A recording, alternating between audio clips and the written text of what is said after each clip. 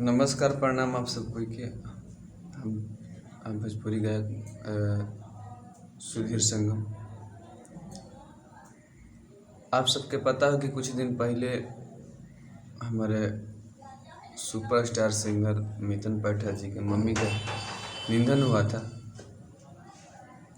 और कल 26 तारीख को उनकी मम्मी का 13वीं है यानी भोज है। तो मैं चाहूँगा कि जितने लोग मिथुन जी को जानते हैं तो मैं वादा किया था कि और हमारे पूरे टीम ने वादा किया था कि जितना हो सके हम लोग उतना उनको हेल्प करेंगे और किए भी हैं हम लोग, और जितना हो सके भी मैं और पूरे हमारी टीम करेंगे।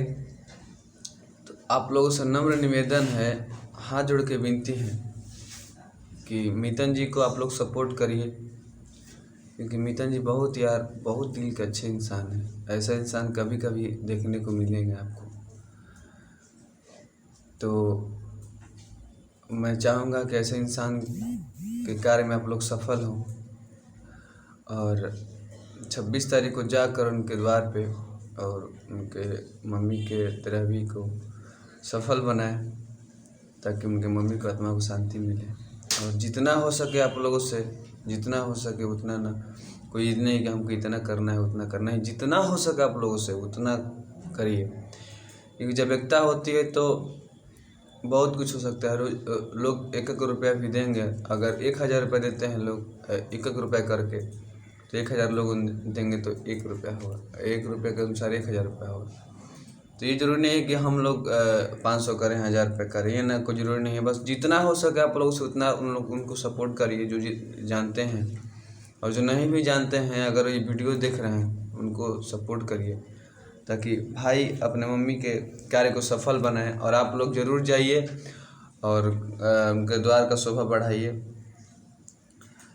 यही कहना है। और क्योंकि इंसान वही होता है, दोस्त वही होता है जो दुख में शामिल हो। सुख में तो हर इंसान शामिल होता है, सुख में तो दुश्मन भी शामिल होता है, पर जो दुख में शामिल होता है वही सच्चा इंसान और सच्चा दोस्त होता है मेरे भाई।